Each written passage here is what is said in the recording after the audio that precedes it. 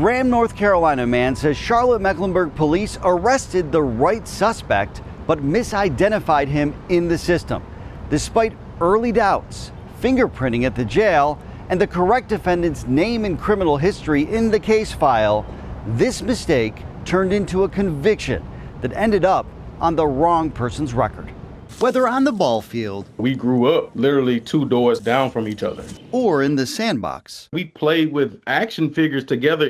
Kendrick Gonzalez says he and Kendrick Sherrod, somebody that came to every birthday, his dad was like a father figure to me, were inseparable as kids. Then, in middle school, everything changed. He went one way, I went another way. Gonzalez's path eventually brought him back to middle school as a teacher and football coach in Alamance County, where he says on an afternoon in 2023, I was literally in the middle of practice. Everything came full circle in the worst possible way.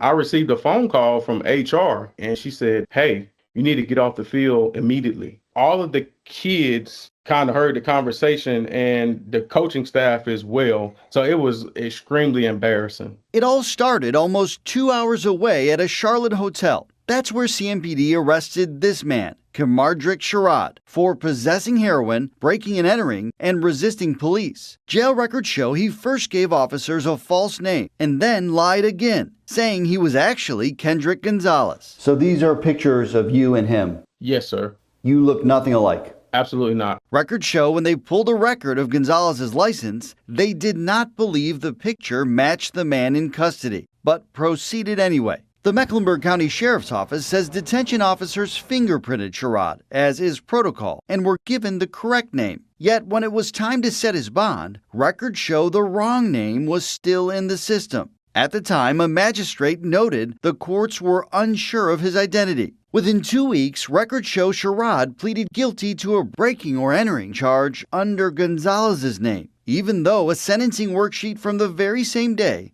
listed the right person, along with his lengthy criminal history. It was just devastating to me. Gonzalez would only find out after the conviction went through.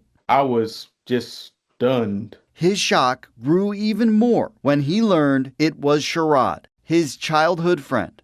Not only did Sherrod betray him, the justice system allowed him to do it. And I'm like, how could something like this happen? Sometimes these things happen where people use other people's name, but I've never seen it get this far. Dominique Cam represents Gonzalez. They filed a lawsuit against the city and officers involved for not doing more to get it right. The ball's been dropped to multiple places, but it starts with law enforcement not identifying the person on the scene. It really, really hurt me to my core. Beyond the damage to his reputation and mental health, I thought I was going to lose my home. Gonzalez says the mistake hurt his family financially. I had to sell one of my cars. And his future. He tells us not only did he lose his job at the school when the district found out about the conviction, it took him nearly a year to find a new one at a daycare as an after-school teacher and van driver. I went to school to teach K through 12, not to work in a daycare center. His lawsuit says the courts eventually dismissed the case against him, but he says the damage is done. If it happened to me, it could happen to you. And now he's desperate to make sure the same thing